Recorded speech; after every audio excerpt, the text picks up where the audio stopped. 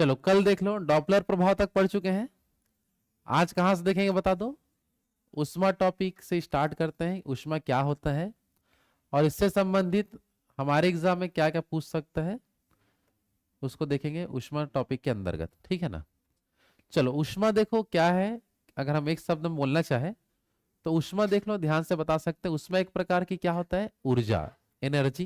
देखो जिसमें ऊर्जा है मतलब वो कुछ ना कुछ कार्य कर सकता है, और जिसमें ऊर्जा नहीं है वो कुछ कार्य कर सकता है क्या, नहीं। तो ऊर्जा होने का मतलब क्या है कि वो कार्य करने में सक्षम है, ठीक है। तो ऊष्मा एक प्रकार का एनर्जी है जो किसी भी पदार्थ में अणुओं के घर्षण, जैसे अणुओं के बीच घर्षण हो या गति हो, उससे यह ऊष्मा उत्पन्न होता है। जैसे अपन समझ आ पा रहे हैं, ऊष्मा उत्पन्न कैसे होता है जल्दी बता दो। अणुओं के घर्षण करने से या क्या करवाने से, गति करवाने से ऊष्मा पैदा होता है। जैसे ठंडी लग रहा है, हाथों को बार बार ऐसे करेंगे ऊष्मा हो उत्पन्न होगा, क्योंकि अणुओं में क्या हो रहा है, घर्षण या गति जब होता है तो उसमें क्या होता है, ऊष्मा उत्पन्न होता है, वो चीज गर्म हो जाता है। और ऊष्मा उत्पन्न करने के लिए देखते हैं और बहुत सारा प्रक्रियाएं होती है कैसे ऊष्मा को उत्पन्न करते हैं, लेकिन बेसिक तरीका क्या होता है बता दो। घर्षण या अणुओं के बीच गति करने से क्या होता है, ऊष्मा उत्पन्न होता है। तो उसमें क्या है, समझ आ रहा है सबको। तो फिर से बता दो, उसमें एक प्रकार का ऊर्जा है जो कैसे उत्पन्न होता है ये बताओ। अणुओं के घर्षण या गति करने से क्या होता है, उत्पन्न हम करा सकते हैं।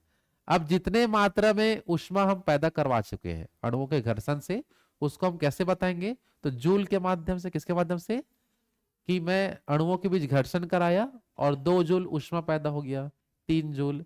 या ऊष्मा का ही और मात्रा क्या होता है, कैलोरी।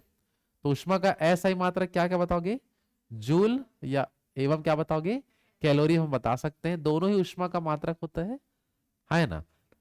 और 1 कैलोरी बराबर होता है 4.2 जूल होता है। मतलब 1 कैलोरी का मतलब, 1 कैलोरी ऊष्मा का मतलब कितना जूल बताओगे, 4.2 जूल हमको बताना है। समझ आ पा रहे हैं, है ना।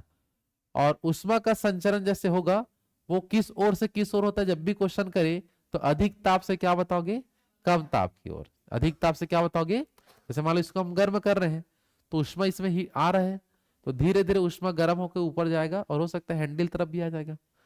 तो ये अधिक ताप से किधर जाएगा, कम ताप की ओर जाना चालू कर देता है। आया बात समझ में। तो ऊष्मा का संचरण किस ओर से किस ओर होती, जल्दी बता दो। अधिक ताप से कम ताप की ओर होता है ना। फिर आगे लिखा है, यदि किसी ऊष्मा को, सॉरी, यदि किसी वस्तु में संचित या निहित ऊष्मा की मात्रा उस वस्तु के किस पर निर्भर करता है, अगर क्वेश्चन करे तो क्या बताओगे, द्रव्यमान पे डिपेंड होगा। जिस वस्तु का द्रव्यमान जितना ज्यादा होगा उसमें उतना ज्यादा ऊष्मा निहित हो सकता है, उसके अंदर ऊष्मा उतना ज्यादा डल सकता है। ऐसा है, समझ आ पा रहे हैं। तो ऊष्मा की मात्रा किसी वस्तु में ज्यादा आ सकता है, किसी वस्तु में कम हो सकता है। यह निर्भर किस पे करता है बताओ, द्रव्यमान पर। द्रव्यमान अधिक होने पर उस वस्तु में ऊष्मा की मात्रा क्या होगा, अधिक। और उस द्रव्यमान कम होने पर उसमें ऊष्मा कम संचित या कम निहित हो सकता है। जैसे कि मान लो कि यहां अपन कोई पानी को गर्म कर रहे हैं, एक जगह लिया 5 kg है, दूसरी जगह लेता हूं 10 kg। तो किसमें ज्यादा ऊष्मा निहित रहेगा, 10 किलो वाले में, क्योंकि उसका द्रव्यमान ज्यादा है तो उसमें ज्यादा ऊष्मा संचित हो सकता है और इसमें कम ऊष्मा संचित होगा। समझ आ पा रहे हैं, है ना। तो इतना बेसिक जानकारी ऊष्मा को लेके पता होना चाहिए। फिर से एक बार बताओ, ऊष्मा एक प्रकार का क्या है बताओ, ऊर्जा। ऊष्मा एक प्रकार की क्या है, ऊर्जा। ऊष्मा का मात्रक क्या क्या है जल्दी बताइए, जूल एवं कैलोरी। 1 कैलोरी में कितने जूल, 1 कैलोरी में 4.2 जूल आपका होता है। ऊष्मा का संचरण किस ओर से किस ओर होती है, अधिक ताप से कम ताप की ओर होती है। समझ आ पा रहे हैं। किसी वस्तु में संचित ऊष्मा या निहित ऊष्मा किस पर निर्भर करती है, द्रव्यमान पर। जो जितना भारी है उसमें उतना ही ज्यादा ऊष्मा क्या होगा, संचित। यहां तक क्लियर है सबका, आगे बढ़े। चलो ऊष्मा को लेकर इतना बेसिक जानकारी हो गया।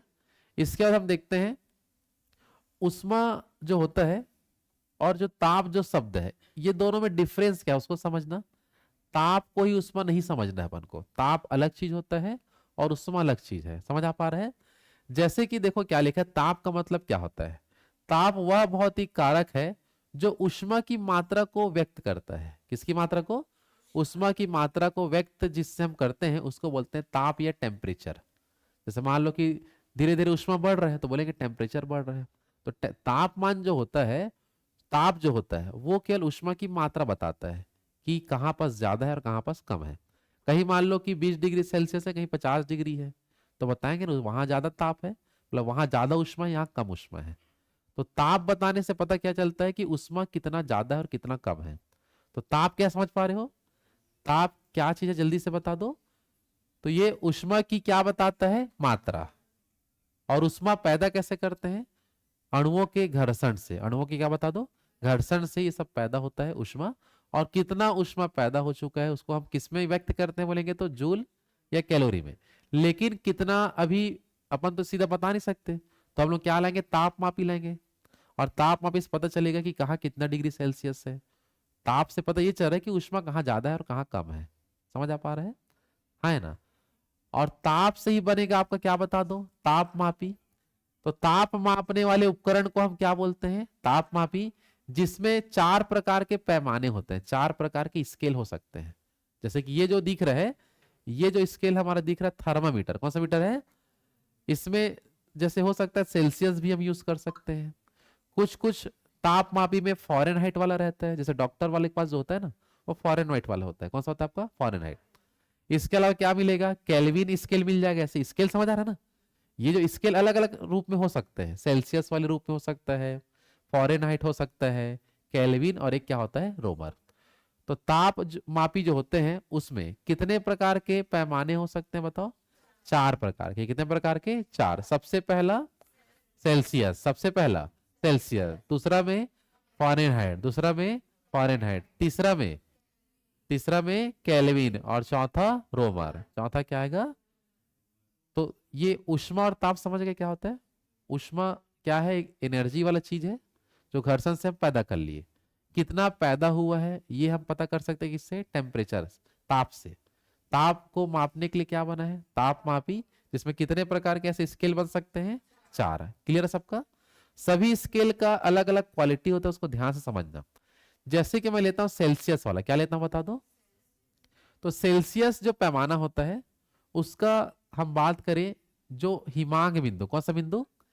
हिमांक का मतलब जहां पर जल जो है बर्फ बन जाएगा। समझ में आ रहा है? तो इसके स्केल में देखेंगे 0 डिग्री सेल्सियस लिख जाएगा, मतलब उसको हम बोलेंगे हिमांक बिंदु। कौन सा बिंदु? हिमांक। और जिस स्केल में ऐसा लाइन जहां पता चलेगा कि ये अब उबलने वाला है ना, तो उसको बोलते हैं क्वथनांक बिंदु। कौन सा बिंदु? क्वथनांक। तो एक आपका क्या होता है? हिमांक, और एक क्या होता है? क्वथनांक। तो सेल्सियस पैमाने का हिमांक बिंदु कितना है? 0 है ना। 0 से बर्फ बनना चालू हो जाएगी, इधर पीछे जाएंगे तो, और आगे जाएंगे तो बर्फ जो है पानी बन जाएगा। और पानी जब आगे चल के भाप भी बन सकता है, उड़ सकता है, लेकिन इसके लिए क्या है? 100 डिग्री सेल्सियस में आना पड़ेगा, तब वो भाप बन जाएगा। आया कि नहीं समझ में? जल्दी बताइए। तो यहां क्वेश्चन क्या करेगा? सेल्सियस का हिमांक बिंदु बताइए, 0, और क्वथनांक बिंदु बॉइलिंग पॉइंट वाला 100। समझ आ पा रहा है? वैसे ही अगर मैं फॉरेनहाइट वाला स्केल लेता हूं, कौन सा स्केल लेता हूं, तो उसके स्केल में अंक अलग लिखे रहेंगे, अपने हिसाब से वो लिखा है। क्योंकि देखो ये सब वैज्ञानिक के नाम है, जो वैज्ञानिक जिसका खोज किया वो अपना नाम दे दिया है। सेल्सियस, फॉरेनहाइट, केल्विन, रोमर, सब क्या है? वैज्ञानिक के नाम है। किसके नाम है? जिसने उसका खोज किया वो अपना नाम दे दिया है, ताकि उसको हमेशा याद रखा जाए। आया बस समझ में? अब फॉरेनहाइट खोज किया तो सेल्सियस टाइप से अंक नहीं दे सकता था, वो अलग अंक देगा वो। और लेकिन उसमें भी हिमांक बिंदु होगा और उसमें भी क्वथनांक बिंदु होगा, लेकिन स्केल में वो डिस्टेंस अलग बताया होगा। समझ आ रहा है? तो फॉरेनहाइट में हिमांक बिंदु होता है 32। कितना होता है? 32। आपका फॉरेनहाइट में पानी जो है वो क्या बन जाएगा? बर्फ, है ना। कौन सा स्केल है हमारे पास? तो फॉरेनहाइट स्केल में चेक करेंगे तो 32 को मेरे को हिमांक लेना पड़ेगा, और 212 को क्या लूंगा? क्वथनांक। 212 को क्या लूंगा? क्वथनांक। वहां से पानी जो है भाप बनकर ये उबलना चालू हो जाएगा। आया बात समझ में? वैसे केल्विन जब बनाया स्केल तो इसने अपने हिसाब से बनाया, इसने हिमांक बनाया 273 को, और क्वथनांक किसको बनाया? 373। स्केल देखेंगे तो इसके हिसाब से है आपका, ठीक है। रोमर ने जब बनाया तो हिमांक कितना लिया? 0, और क्वथनांक 80। तो हर स्केल का अपना अपना क्वालिटी होता है। समझ आया? है ना। तो ज्यादातर हम लोग सेल्सियस बार बार बोलते हैं, इतना डिग्री सेल्सियस अभी तापमान है, ये सब समझ आ रहा है। तो सेल्सियस सुनते रहते तो वही लगता है कि सब वही चीज होगा, लेकिन सब अलग अलग भी बन सकता है। फॉरेनहाइट में अपन नहीं बताते तो उसका मतलब पता नहीं चल पाता। फॉरेनहाइट वाले का ज्यादा यूज करते हैं वैज्ञानिक प्रयोग में। कौन सा प्रयोग में? वैज्ञानिक प्रयोग में, शरीर का तापमान निकालने के लिए, या जो भी और भी हम न्यूमेरिकल करते हैं फिजिक्स में, सब फॉरेनहाइट वाला करते हैं। कौन सा करते हैं? चलो देख लो, सेल्सियस का बता दो क्या क्या आपको याद रखना है। हिमांक कितना है? क्वथनांक 100। फॉरेनहाइट का 32, और क्वथनांक में 212। केल्विन का हिमांक 273, क्वथनांक 373। रोमर का 0 और क्वथनांक 80। यहां तक क्लियर है सबका? चलो बिना देखे बताओ, सेल्सियस का बताओ हिमांक 0, क्वथनांक 100। फॉरेनहाइट का 32 से कहां तक? 212, ठीक है। केल्विन का 273 से 373, और रोमर का 0 से 80। 0 से क्या बताओगे? 80 अपन लेके चल सकते हैं। आए कि नहीं समझ में? आए ना? चलो अब यहां से देख लो, इसी जो हिमांक और क्वथनांक के हिसाब से कुछ फॉर्मूला बता रहा हूं, जिससे इनका न्यूमेरिकल क्वेश्चन आपको बनाना होगा, ठीक है। चलो कुछ फॉर्मूला यहां बता रहा हूं, उसको ध्यान से देखना। जैसे कि देखो, सेल्सियस पैमाने में, कौन से पैमाने में? चारों पैमाने को हम इक्वल कर रहे हैं, बराबर, ठीक है ना। जैसे कि आपको कुछ वैल्यू सेल्सियस में देके ना केल्विन में पूछ देता है, कभी केल्विन में दे के रोमर में पूछ देगा। तो ऐसे क्वेश्चनों को कैसे बनाना है उसको ध्यान देना सब लोग। तो देखो, सेल्सियस का बताओ हिमांक बिंदु कितना होता है? 0, तो माइनस कर देना 0, है ना। और हिमांक और क्वथनांक में जितना अंतर दिख रहा है उसको नीचे अपन को लिखेंगे। तो 0 और 100 में कितने का अंतर है? 100 का। 99 का अंतर दिख रहा है। ये 0 और 100 में 99 का अंतर है। कितने का है? 100। तो बट्टे में क्या लिखोगे? 100। सभी पैमाने को एक बार ऐसे में लिख रहा हूं, वही हमारा फॉर्मूला बनता है। वही हमारा क्या बनता है? फॉर्मूला। चारों पैमाने को इक्वल वाला फॉर्मूला बन जाएगा, ठीक है। चलो फॉरेनहाइट के लिए कैसे लिखूंगा बताओ? फॉरेनहाइट का हिमांक बिंदु बताओ, इसको -32 करेंगे, और हिमांक और क्वथनांक में अंतर कितना आएगा? 212, और 32 को घटाएंगे तो आएगा 180। कितना आएगा बता दो? 180। ये लाइन समझ आए कि नहीं बताओ? क्लियर सबका? वैसे केल्विन के लिए क्या होगा जल्दी बताओ? केल्विन का हिमांक बिंदु कितना? 273, और हिमांक और क्वथनांक में अंतर कितना है? 100 का। तो इक्वल टू नीचे लिखेंगे 100। यहां तक क्लियर है? रोमर का बताओ हिमांक बिंदु 0, और अंतर दोनों में 80। तो ये हमारा एक फॉर्मूला बन गया। इसी फॉर्मूले को बोलते हैं अपन चारों पैमाना आपस में जो बराबर, किस फॉर्मूले के तहत होगा, तो ये फॉर्मूला याद रखना। अगर मान लो क्वेश्चन आपको ये बोला कि सेल्सियस का मान दे दिया है, इसको फॉरेनहाइट में कन्वर्ट कीजिए, तो सेल्सियस और फॉरेनहाइट को ही दोनों को आमने सामने रख के सॉल्व करेंगे। सेल्सियस का मान दे देगा, फॉरेनहाइट को एक्स मान के निकाल देंगे। समझ आ पा रहा है? मान लो हो सकता है फॉरेनहाइट का दे दिया और रोमर का पूछ दिया, तो फॉरेनहाइट और रोमर को बस हम लिखेंगे, बाकी दोनों को नहीं लिखेंगे, ऐसा बोल रहा हूं, है ना। जो बोला समझ पा रहे हो? कैसे क्वेश्चन आएगा? किसी एक जन का मान दे देगा, उसको उठाएंगे, और जिसका मान पूछा उसको लेंगे इस सूत्र में, और सॉल्व करके आंसर ला लेंगे। आया बात समझ में? कर लोगे ऐसा? क्वेश्चन करे ऐसी वाला? चलो एक बार सूत्र बता दो। सूत्र याद रखे कैसे बनाए? मैं 0 को घटाना है, अंतर को नीचे लिखना है, बस। क्लियर है? चलो क्वेश्चन यहां पर देखो हमें दिया है, क्वेश्चन इसी टाइप का आया था। पूछा है 80 डिग्री सेल्सियस को केल्विन में व्यक्त कीजिए। अभी बता रहा हूं, इसके बादल आप लोग बनाएंगे, ठीक है। 80 डिग्री सेल्सियस को किस में व्यक्त करना है? केल्विन में। तो अब हम पूरे 4 में से 2 ही चीज को मेरे को लिखना होगा। ध्यान से देखेंगे, सेल्सियस वाले को लिखूंगा और केल्विन वाले को लिखूंगा। चलो बताओ, सेल्सियस का हिमांक बिंदु कितना होता है? 0। हिमांक और क्वथनांक में अंतर 100 का। चलो केल्विन का हिमांक बिंदु बताओ। ये केल्विन का 273 है, केल्विन वाला। वो फॉरेनहाइट का था जो आप बता रहे हो 32 ना, और दोनों में अंतर कितने का है? 100 का। ये बात समझ आए कि नहीं? जो है उसी को बस लिख दिया मैं। अब चलो देख लो क्या क्या मिलेगा। 100 से क्या कटेगा? 100। सी माइनस 0 को, 0 को तो अर्थ कुछ नहीं है, तो सी बस लिख दो। इक्वल टू क्या हो जाएगा? अच्छा, सेल्सियस का मान हमको दिया है 80 डिग्री, तो यहां मेरे को ना 80 लिखना था, इसको मैं मिटा देता हूं। सी के स्थान पर मैं क्या लिखूंगा जल्दी बताओ? 80। जिसका वैल्यू दे दिया उसको पुट करेंगे अपन, ठीक है। तो यहां पास कितना आएगा जल्दी बताओ? 80 और के -273, है ना। अब इस 273 को इधर प्लस कर दो, तो 80 प्लस 273 इक्वल टू केल्विन। यहां तक समझ में आ रहा है? हाँ है ना? चलो अब दोनों को जोड़ दो यहां पास, 0 और 3 हो जाएगा 3, 8 और 7 15 का 5 हासिल 1 2 और 1 क्या होगा 3। तो कितना केल्विन हमारा आंसर आएगा? 353 केल्विन। मतलब 80 डिग्री सेल्सियस को ही कहा जाता है केल्विन में 353 केल्विन। आया कि नहीं समझ में? तो इसका राइट आंसर मेरा क्या आ जाएगा? 353 केल्विन। ऑप्शन नंबर सी इसका राइट आंसर आएगा। आया कि नहीं समझ में? बन जाएगा ऐसा क्वेश्चन टेम्परेचर वाला। आगे बढ़े, एक क्वेश्चन बस और कर लो, बाकी सब लगभग सेम आता है। ठीक है, चलो एक साथ दो चीज को निकालने के लिए दे दिया हूं ताकि दोनों का प्रैक्टिस हम कर सके एक साथ। ठीक है, चलो देखो ध्यान से क्या लिखा है। 65 केल्विन को 65 केल्विन को नहीं नहीं सॉरी गलत हो गया, 65 डिग्री सेल्सियस को, मिस्टेक हो गया, 65 डिग्री सेल्सियस को आपको केल्विन में भी निकालना है और रोमर भी निकाल के आंसर देना है। केल्विन और रोमर दोनों में आपको निकाल के आंसर देना है कि क्या आएगा। जल्दी बनाओ। 65 डिग्री सेल्सियस को केल्विन और रोमर में व्यक्त कीजिए।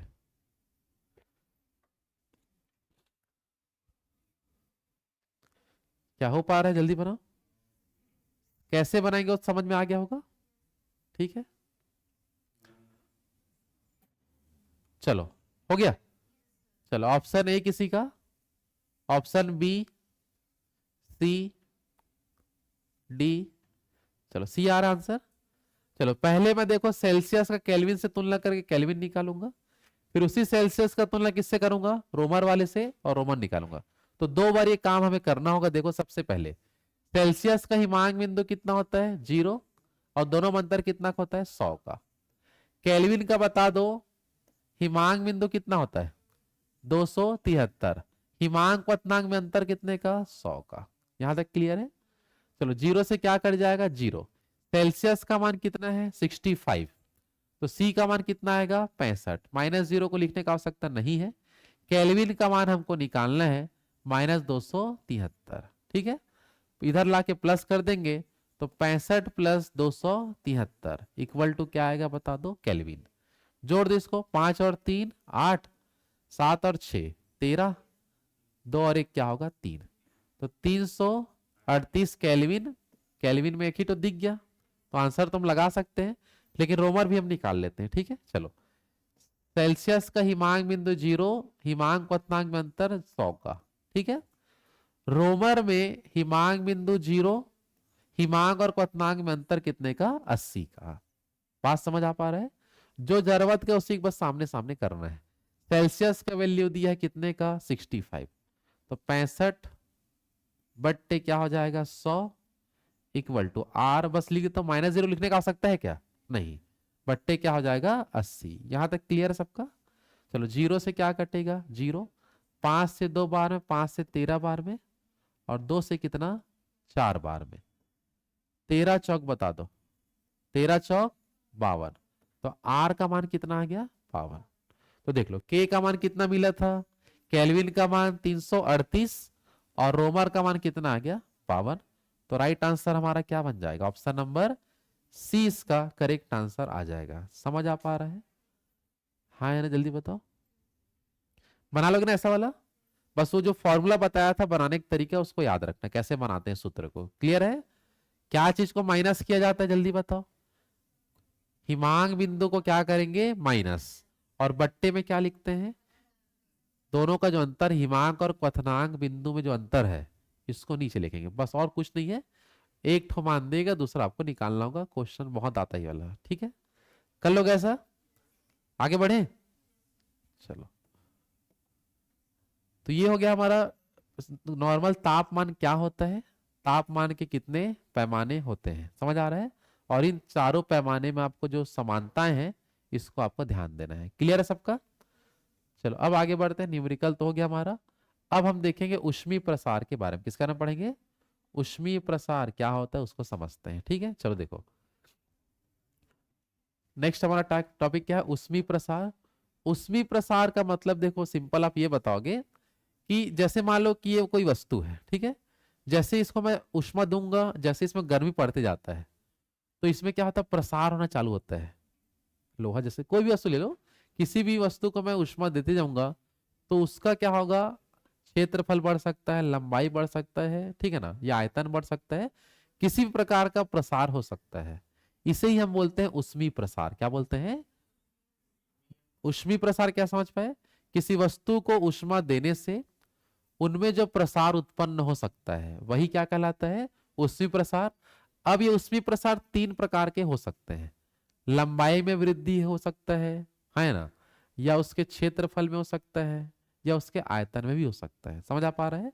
तो कितने टाइप के हम प्रसार पढ़ेंगे यहाँ पास? तीन टाइप के, ठीक है। जैसे देखो ध्यान से यहाँ पास, सबसे पहला हमारा जो यहाँ पास दिया हुआ है वो है आपका रेखीय प्रसार। कौन सा प्रसार है? पहला रेखीय प्रसार में हम लंबाई का बात करते हैं, फिर हम आगे देखेंगे क्षेत्रीय प्रसार में क्षेत्रफल का प्रसार पढ़ते हैं, और तीसरा यहाँ पास होता है आयतन प्रसार, आयतन में प्रसार। समझ आ रहा है? तो इसको कैसे बनाया जाता है उसको हम समझेंगे। पहले ये शब्द जो समझ आएगा नहीं, बस ये क्लियर कर दो मेरे को। उष्मी प्रसार सबको समझ में आ चुका है कि ये शब्द सुनते दिमाग में क्या आएगा आपका?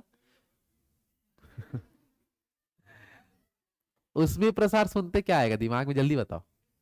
किसी वस्तु को उष्मा देने से उसमें प्रसार उत्पन्न हो जाएगा, ये होना फिक्स है। समझ में आ रहा है? इसे ही क्या बोलते हैं? उष्मी प्रसार। अब ये तीन प्रकार के प्रसार देखने मिलते हैं किसी को उष्मा दिया जाए तो।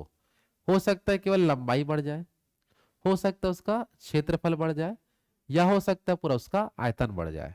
तो प्रसार कितने प्रकार के हो सकते हैं? तीन प्रकार के प्रसार हो सकते हैं। आया बात समझ में? हाँ है ना? जल्दी बताओ। चलो, तो सबसे पहले हम देखेंगे उष्मी प्रसार के अंतर्गत क्या पढ़ेंगे? रेखीय प्रसार, जिसको अल्फा से दर्शाते हैं। किसे दर्शाते हैं? अल्फा से हम दर्शा सकते हैं। आया समझ में? तो वही चीज देखो यहाँ लिखा है, यदि उष्मा के कारण किसी क्षण की लंबाई में वृद्धि हो जाए तो उसे ही हम रेखीय प्रसार कहते हैं। क्या कहते हैं? रेखीय प्रसार। तो रेखीय प्रसार क्या है, समझ गए सब लोग? हाँ ना? जल्दी बताओ। किसी, यदि उष्मा के कारण कोई क्षण है, इसकी किसमें वृद्धि होगा? लंबाई में यदि वृद्धि होता है तो उसे ही हम क्या बोलते हैं, जल्दी बताओ? रेखीय प्रसार कहते हैं। जैसे कुछ एग्जाम्पल के हमें लिख दिया हूं, समझना ध्यान से। ये कोई क्षण है, लोहे की पटरी। तो गर्मी के दिनों में रेल की पटरियों पर में प्रसार देखने मिलती है, जिसके कारण दो पटरियों के बीच खाली जगह छोड़कर उन्हें फीस प्लेट से जोड़ी जाती है। देख लो ध्यान से, ये दो पटरी है, इनके बीच में क्या छोड़ा जा रहा है? फीस नहीं है, खाली जगह छोड़ रहे। इसका कारण क्या है? क्योंकि पता है कि उष्मा जैसे टेम्परेचर बढ़ते जाएगा लोहे में प्रसार हो जाता है, तो बीच में क्या छोड़ेंगे? खाली जगह। और जहां खाली जगह जोड़े उसको ये प्लेट से जोड़े, देख ले वाला। इसी प्लेट को क्या बोलते हैं? Fees plate. दोनों तरफ वो जुड़े रहता है। बात समझ पा रहे हो? हाँ है ना? तो ये रेखीय प्रसार का एग्जाम्पल है। किसका एग्जाम्पल है? रेखीय प्रसार। समझ पा रहे हो क्या होता है? उष्मा बढ़ने से किसी की क्षण में किसमें वृद्धि होगा? लंबाई में वृद्धि होगा। और लंबाई में यदि वृद्धि होता है तो उसे हम क्या नाम से जानते हैं? रेखीय प्रसार। क्या बोलते हैं? रेखीय प्रसार को किससे दर्शाया जाता है? अल्फा से। किससे दर्शाते हैं? अल्फा। अच्छा, रेखीय प्रसार निकालने का कुछ फॉर्मूला भी होता है, उसको मैं लिख देता हूं। फॉर्मूला में से कुछ कुछ क्वेश्चन आपका यहाँ बन जाएगा, ठीक है।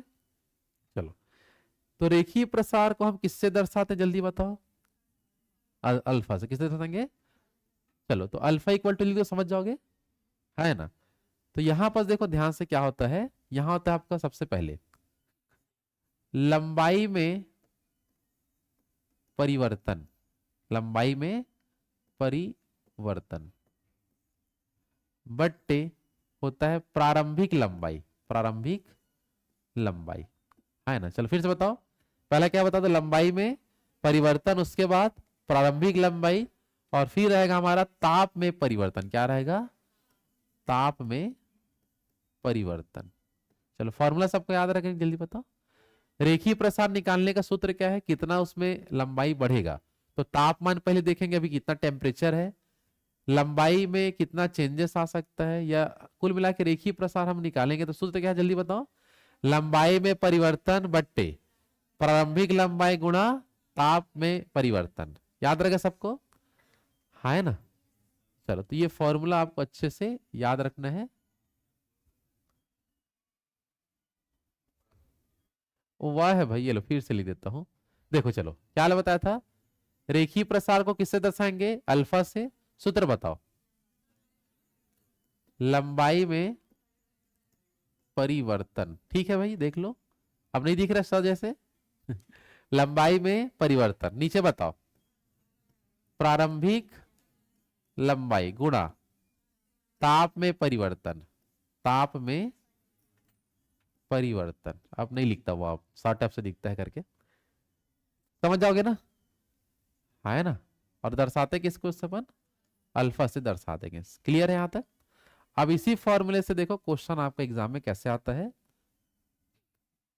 चलो, क्वेश्चन आपको दिया है, ध्यान से देखेंगे। बहुत ही इंपॉर्टेंट क्वेश्चन है, अधिकतर बार पूछा जाता है ऐसा क्वेश्चन। और अगर सूत्र अगर नहीं पता है तो बनाने कोई मतलब ही नहीं होता, ये सब समझ में नहीं आएगा ना वो तो। अब सूत्र याद है तो आपको क्वेश्चन एकदम सरल लगेगा। देखो क्या लिखा, किसी वस्तु के तापमान को 80 केल्विन से बढ़ाकर 90 केल्विन कर दिया गया। 80 केल्विन से बढ़ाकर कितना कर दिए? 90 केल्विन कर दिया गया, जिससे उसकी लंबाई 100 मीटर से बढ़कर 110 मीटर हो गया। तो वस्तु का रेखीय प्रसार ज्ञात कीजिए। वस्तु का क्या निकालेंगे? रेखीय प्रसार हमको निकालना है कि कितना उसका रेखीय प्रसार आएगा। चलो सूत्र बताओ। रेखीय प्रसार का फॉर्मूला क्या है? अल्फा बराबर लंबाई में परिवर्तन बट्टे प्रारंभिक लंबाई गुणा ताप में परिवर्तन। ताप में परिवर्तन। क्लियर है सबका? चलो, लंबाई में क्या चेंजेस आया? 100 मीटर क्या बन गया? 110। लंबाई में कितने का परिवर्तन आया? तो 10 ऊपर लिखेंगे, 10 मीटर आया ना? चलो अब देखो ध्यान से, प्रारंभिक लंबाई लंबाई कितना था? 100। अब वो कितना हो गया? 110। तो प्रारंभिक लंबाई कितना था? 100। तो यहां लिखेंगे 100। ताप में परिवर्तन देखो, पहले कितना केल्विन था?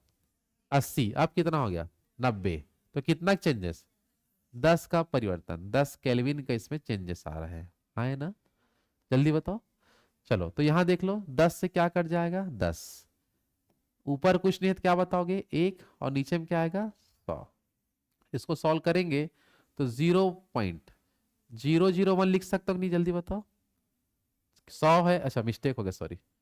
2 अंक के पहले बस दशमलव डालेंगे ना? कितना के पहले? 2 अंक के पहले बस हम दशमलव यहां पास लिखेंगे। आया बात समझ में? तो इसको मैं चेंज करके यहां लिख देता हूं अलग से। देखो ध्यान से, 1/10 है तो 2 अंक के पहले दशमलव लिखना है, तो 1 लिख दो, फिर 0, फिर दशमलव डाल के ये लिख सकते हैं। सॉरी, आया समझ में? अब इसको यूनिट क्या लिखेंगे? देखो ऊपर में मीटर वाला है, मीटर का मात्रक क्या होता है? सॉरी, मतलब ऊपर दूरी वाला है ना, लंबाई, समझ रहे हो ना? नहीं आ रहा समझ में? मीटर को हम किससे लिखते हैं? जैसे लंबाई है, लंबाई का मात्रक क्या होता है? मीटर।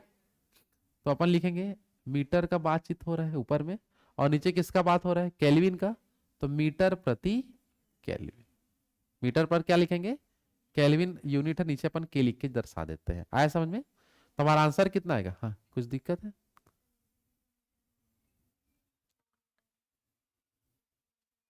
नहीं तो गुणा होके टेम्परेचर में कन्वर्ट हो जाएगा, ऐसा है। हाँ, नीचे ना केल्विन ही यहाँ लिखा है, मैं एक बार चेक कर लेता हूँ। और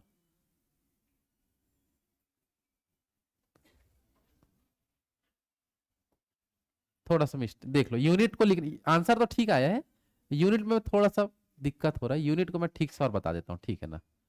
देखो यहां पास हम देखेंगे तो यूनिट में थोड़ा सा चेंजेस ये किए गए हैं। ऊपर है मीटर, नीचे मीटर तो हट जाएगा, ऐसा बोल रहा है, ठीक है ना? नीचे सिर्फ केल्विन बचा है।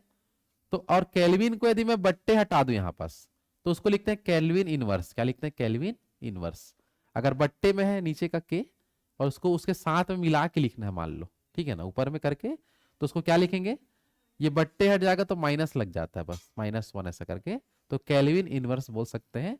तो इसका राइट आंसर बता दो कितना आएगा इस क्वेश्चन का? 0.01 केल्विन इनवर्स। आए कि नहीं समझ में? चलो सूत्र एक बार बता दो, क्वेश्चन तो एक बार देख लेंगे ध्यान से। क्या है सूत्र? क्या है भाई? रेखीय प्रसार का फॉर्मूला बताओ। लंबाई में परिवर्तन बट्टे प्रारंभिक लंबाई गुणा ताप में परिवर्तन। लंबाई में चेंजेस आया 10 का, प्रारंभिक लंबाई था 100 मीटर, कितना तापमान में कितना चेंजेस 10 केल्विन का, सॉल्व करेंगे तो आ जाएगा 0.01, और यूनिट क्या बनेगा इसका केल्विन इनवर्स मीटर मीटर हट जाएगा। ठीक है ना, आया बात समझ में यहाँ तक, हाँ है ना। चलो, तो ऊष्मीय प्रसार समझ गए क्या होता है। ऊष्मा देने से किसी वस्तु के में होने वाला जो प्रसार होता है उसी क्या बोलेंगे ऊष्मीय प्रसार। कितने प्रकार का हो सकता है, 3 प्रकार का। पहला बताओ रेखीय प्रसार, जिसमें हम किसकी लंबाई का बात करेंगे, क्षण की लंबाई वगैरह का मान निकालते हैं, कितना उसका प्रसार मिलेगा, हाँ है ना। सेकंड में इसमें हम पढ़ेंगे, अब इसके बाद पढ़ते हैं क्षेत्रीय प्रसार। क्या देखते हैं, चलो क्षेत्रीय प्रसार वो भी सेम, परिभाषा लगभग सेम ही रहेगा। देख लो, यदि किसी वस्तु को ऊष्मा देते हैं तो उनके क्षेत्रफल में वृद्धि होगा। क्षेत्रफल में क्या होगा, वृद्धि, उसे ही हम क्षेत्रीय प्रसार बोलते हैं। बस समझ आ गया, नाम से ही परिभाषा बन गया। किसी वस्तु को ऊष्मा देने से उसके क्षेत्रफल में परिवर्तन यदि आ जाता है तो वह क्या कहलाएगा, क्षेत्रीय प्रसार कहलाता है। अगर इसको हम देखेंगे तो इसको दर्शाते हैं बीटा से, अल्फा इसको किससे दर्शाते हैं, बीटा से इसको दर्शाया जाता है। तो इसका हम कुछ फॉर्मूला लिख लेते हैं, देखो ध्यान से। चलो, तो बीटा इक्वल टू, जैसे उसमें क्या लिखे थे जल्दी बताओ, ताप में क्या लिखे थे परिवर्तन, इसमें क्या लिखेंगे क्षेत्रफल में परिवर्तन। क्या लिखेंगे, क्षेत्र, वहां लंबाई लिखे थे ना क्योंकि रेखीय प्रसार था। ये क्या है क्षेत्रीय प्रसार, सेम उसी चीज को क्षेत्रफल में ढाल दो। ठीक है, तो क्षेत्रफल में परिवर्तन, उसके बाद वहां क्या लिखे थे पहले बताओ, प्रारंभिक लंबाई, यहां लिखेंगे प्रारंभिक क्षेत्रफल, प्रारंभिक क्षेत्रफल गुणा वहां क्या लिखे थे ताप में परिवर्तन, ये सेम रहेगा, यहां भी क्या रहेगा ताप में परिवर्तन। सूत्र सबको क्लियर है कि नहीं जल्दी बताओ, सेम वही है, वहां था लंबाई, यहां है क्या बता दो क्षेत्रफल। आया बात समझ में, आया ना। चलो आगे देखें, तो ध्यान से देखना। इसके बाद क्षेत्रफल में परिवर्तन, देखो कुछ क्वेश्चन यहां मैं दिया उसको ध्यान से बताना क्या है। यदि किसी वस्तु के ताप को 60 केल्विन से बढ़ाकर कितना कर दिया 70 केल्विन, तो उसका क्षेत्रफल 20 वर्ग मीटर से बढ़कर कितना हो गया 40। तो क्षेत्रीय प्रसार का मान आपको बताना है। समझ आ पा रहा है, क्या बताएंगे क्षेत्रीय प्रसार। चलो देखो ध्यान से, बातें ना करें। चलो पहले देख लो, क्षेत्रफल पहले कितना था 20, अब कितना हो गया 40। तो क्षेत्रफल में परिवर्तन कितने का आएगा 20 का। आया समझ में। फिर आगे दिया क्षेत्र, प्रारंभिक क्षेत्रफल पहले कितना था 20 था, तो वापस यहां 20 लिख देता हूं। ताप में परिवर्तन देखो 60 केल्विन को बढ़ा के कितना कर दे 70, तो कितना चेंजेस 10 केल्विन का परिवर्तन। वापस इसका यूनिट केल्विन इनवर्स ही मिलेगा सब में। ठीक है ना, आया समझ में। चलो यहां देख लो 20 से क्या कटेगा 20, यहां मिलेगा 1/10, 1/10 को ही क्या लिखते हैं 0.1 केल्विन इनवर्स। आया समझ में, हाँ है ना, जल्दी बताओ। सेम इसी को मैं देखो और क्या बोल सकता हूं यहां पास, अगर देखें तो आयतन के प्रसार को देखो, वो अल्फा था फिर बीटा, ये क्या आ जाएगा गामा। इसमें भी देखो सेम वही चीज बताया गया है, किसी वस्तु में उष्मा डालने से आयतन में परिवर्तन आएगा, वही सेम सूत्र बन जाएगा। समझ आ रहा है, तो इसको और नहीं बता रहा हूं, परिभाषा समझ जाओगे इसको, हाँ है ना, कर लोगे यहां तक। चलो तो ये हो गया हमारा ऊष्मीय प्रसार के बारे में। किसके बारे में हो गया, अब अभी तक जो हम ऊष्मीय प्रसार समझे, लंबाई में ऊष्मा प्रसार हो सकता है, उसके अलावा क्षेत्रफल में, और तीसरा क्या बताओगे आयतन में। सेम चीज को और डेफिनेशन नहीं बता रहा हूं, समझ जाओगे। किसी वस्तु को ऊष्मा देंगे तो आयतन में चेंजेस जो आएगा वही क्या कहलाएगा उस आयतन में प्रसार। सूत्र कैसे बनाओगे, आयतन में परिवर्तन, प्रारंभिक आयतन और तापमान में परिवर्तन, सेम चीज यही रहेगा। समझ आ पा रहे हैं, तो 2 चीज समझा चुका, तीसरा ऐसे ही समझ जाना।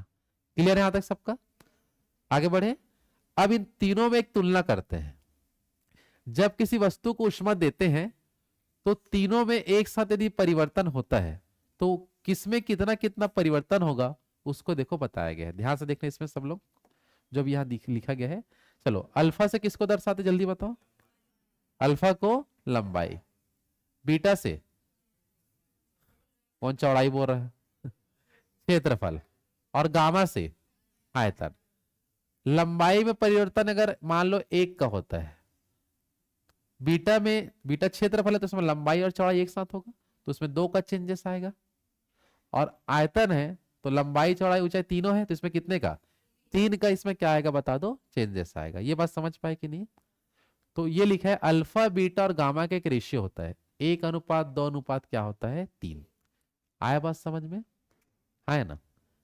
तो रेशियो सब याद रखोगे, अल्फा बीटा गामा में संबंध, अगर लंबाई में 1 का परिवर्तन आता है किसी वस्तु में तो उसका क्षेत्रफल 2 बढ़ेगा और आयतन में 3 बढ़ेगा, ऐसा होता है। आया समझ में?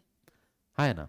और तीनों का तुलना करके देखो, मैं एक चीज निकाल सकता हूं, अगर मैं अल्फा का तुलना बीटा से करूं या अल्फा का तुलना में गामा से करूं तो कैसे कर सकता हूं? देखो यहां पर देखो, ध्यान देने वाली बात यह है, अगर इसको हम ठीक करके लिखेंगे तो इसको हम देखो कैसे, अगर इनका मैं तुलना करता हूं आपस में अल्फा और बीटा का, तो एक बीटा बराबर होता है 2 अल्फा। क्या बताओगे? एक बीटा का बराबर क्या बताओगे? 2 अल्फा। और एक गामा बराबर कितना होता है? 3 अल्फा। ऐसे करके आपको तुलना करना है। आया समझ में? तो चलो फिर से बताओ, बीटा का तुलना एक बार किससे करेंगे? अल्फा से। फिर गामा का तुलना फिर किससे करेंगे? अल्फा से। तो एक बीटा बराबर कितना अल्फा? जोर से बोलो। एक बीटा बराबर 2 अल्फा और एक गामा बराबर 3 अल्फा। याद रहेगा सबको? है ना? चलो, तो ये जो हम चीज पढ़ी इसी से कुछ न्यूमेरिकल क्वेश्चन आपको एग्जाम में पूछता है। देखो कैसे बनाएंगे, एक बार फिर से आप तुलना करना। अल्फा बीटा गामा में एक रेशियो बताओ जल्दी से, जल्दी से। क्या होता है? 1:2:3। एक अल्फा बराबर, सॉरी गलत हो गया, एक बीटा बराबर 2 अल्फा और एक गामा बराबर 3 अल्फा। याद रहेगा सबको? चलो अब इसी को लेके देखो कुछ क्वेश्चन एग्जाम में पूछा गया था। देखो क्वेश्चन आपका यहाँ ये लिखा है न्यूमेरिकल में, यदि किसी वस्तु का क्षेत्रीय प्रसार 16 केल्विन इनवर्स, क्या लिख रहेगा? 16 केल्विन इनवर्स हो तो इस वस्तु का आयतन में प्रसार ज्ञात कीजिए। क्या बताना है? आयतन। आपको क्या दे दिया बता दो? क्षेत्रीय प्रसार को हम किससे दर्शाते हैं? अल्फा बीटा गामा किससे बता दे? बीटा से। तो बीटा का मान कितना दे दिया है? 16 दे दिया है, अंक लिख दो बस। इससे हमको क्या निकालना है? आयतन प्रसार। आयतन मतलब गामा, इसका वैल्यू हमको बताना है। ये क्वेश्चन किया है, समझ पा रहे हैं? जल्दी बताओ। बीटा का मान कितना दिया? 16, और गामा का मान हमको पूछ रहा है। ये बात समझ पाए? इसमें किसी डाउट तो नहीं? देख लो, आ रहा समझ में? अब यहां देखो, अगर बीटा का वैल्यू मैं लिखूं तो मैं लिख सकता हूं, ध्यान से, बीटा बराबर 2 अल्फा लिख सकता हूं, नहीं बताओ? और गामा का मान यदि मेरे को लिखना है तो गामा बराबर क्या लिख सकता हूं? 3 अल्फा। ये बात समझ गया? तो ये जो चीज बताओ इसी न्यूमेरिकल में काम आएगा आपका, ठीक है? बीटा का मान पूछ के गामा का मान, सॉरी बीटा का मान दे के गामा का मान पूछ रहा है, तो बीटा का अल्फा से तुलना कर दो एक बार। बीटा बराबर कितना अल्फा? 2, और गामा बराबर 3 अल्फा। तो एक अल्फा का मान यहां निकाल देता हूं। बीटा का मान कितना है? 16। 16 बराबर 2 अल्फा लिख सकते हैं, तो 2 इधर पक्षांतरों के भाग में आ जाएगा, कितना बार में कटेगा? 8 बार में। तो अल्फा का मान कितना आ गया? 8। यहां तक क्लियर है? अब यहां अल्फा का मान पुट कर दो, जो हमारा मान आ जाएगा, ठीक है? तो 3 का 3, एक अल्फा का मान कितना दिख रहा? 8। तो 8 दिया तो 24 केल्विन इनवर्स हमारा राइट आंसर आ जाएगा। आया कि नहीं समझ में? जल्दी बताइए, कर लोगे ऐसा? हमको दिया था बीटा का मान, मतलब क्षेत्रीय प्रसार का मान 16, और आयतन का मान पूछा था, आयतन में प्रसार कितना का होगा। तो अगर क्षेत्रीय प्रसार 8 का होता है ना, सॉरी 8 बोलता हूँ, क्षेत्रीय प्रसार 16 का होता है, तो आयतन प्रसार कितने का होगा? 24 का। या ऐसा नहीं भी करोगे तो आप एक काम ऐसा कर सकते हो। देखो अभी मैं रेशियो भी बताया था आप लोगों को। रेशियो क्या था जल्दी बताओ? अल्फा बीटा और गामा का रेशियो सबको याद है? अल्फा का मान में कितना निकाला? जैसे यहां रेशियो क्या होता है? 1:2 कितना होता है? 3। अब 1 का वैल्यू कितना है? 8। तो 2 का वैल्यू 16 और 3 का वैल्यू 24। तो आंसर आया कि नहीं? 24 देख लो। तो रेशियो से भी आप कर सकते हो, या सीधा जो बताया उससे भी निकल जाएगा, बन जाएगा सब कैसा। हाँ कि नहीं? चलो ऐसी सेम क्वेश्चन एक तो दे रहा, बना के दिखाओ। यदि किसी वस्तु का आयतन में प्रसार 27 केल्विन इनवर्स है, 27 केल्विन इनवर्स है, तो वस्तु का क्षेत्रीय प्रसार निकालना है। वस्तु का क्या निकालना है? क्षेत्रीय प्रसार। एकदम सेम क्वेश्चन है, उल्टा कर दिया हूं बस, ठीक है? आपको क्षेत्रीय प्रसार का मान बताना होगा, और क्वेश्चन उष्मी प्रसार को लेके आएगा तो यही न्यूमेरिकल पूछता है कभी भी। ठीक है, चलो जल्दी बनाइए।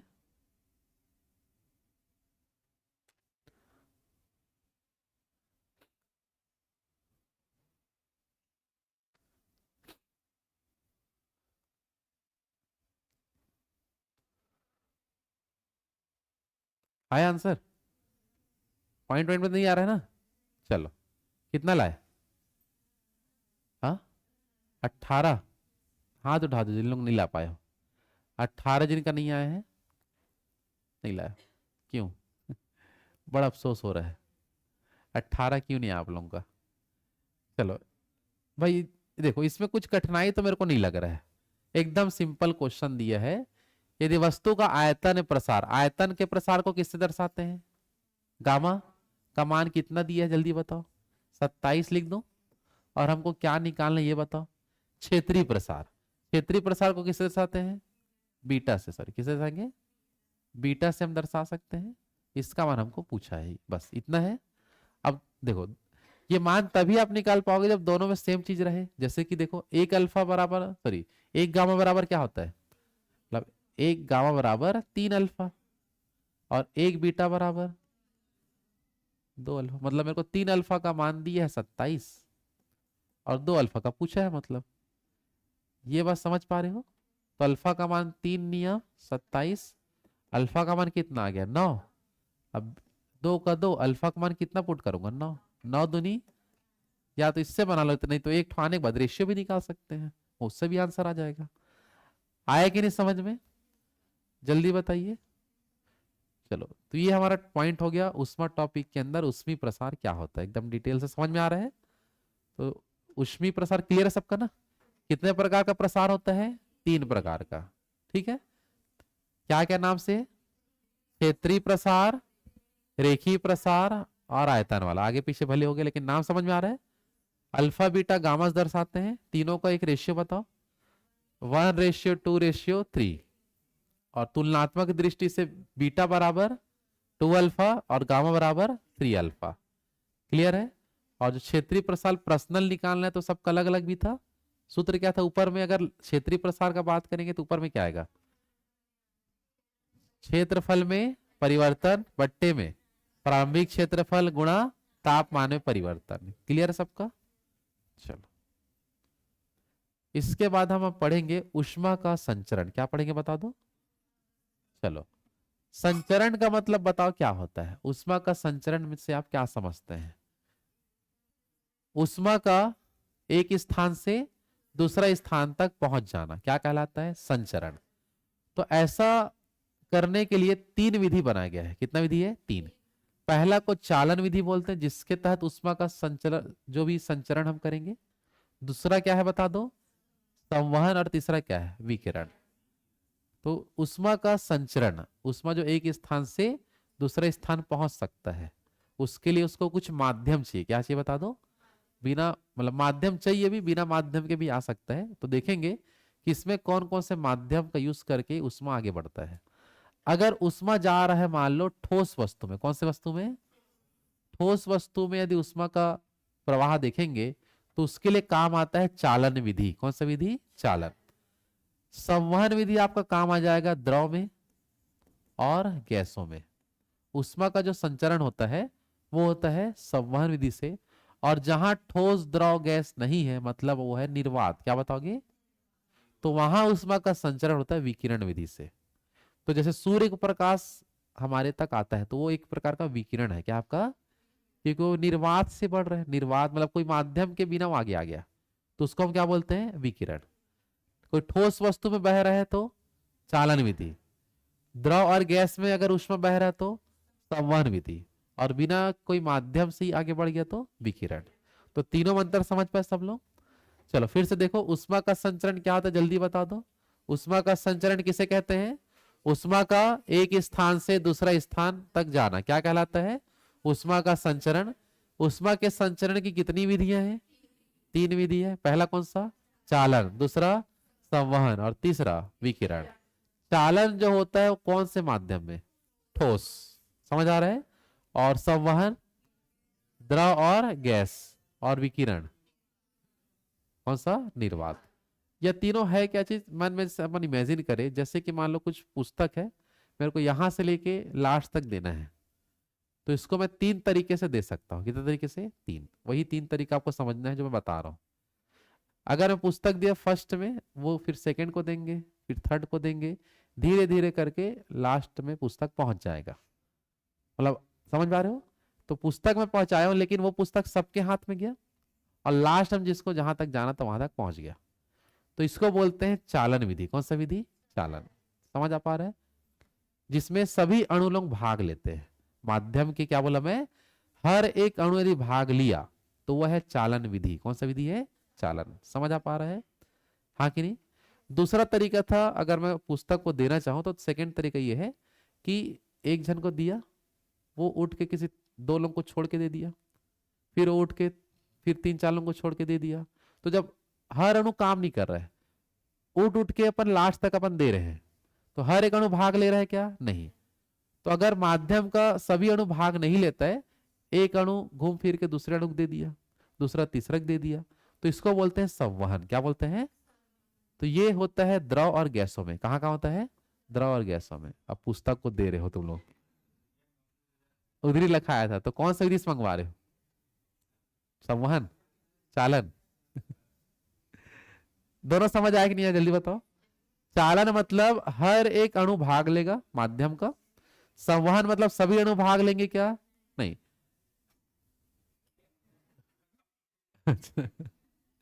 ठीक है, क्लियर है यहाँ तक सबका? अब समझो कौन सा विधि? विकिरण विधि।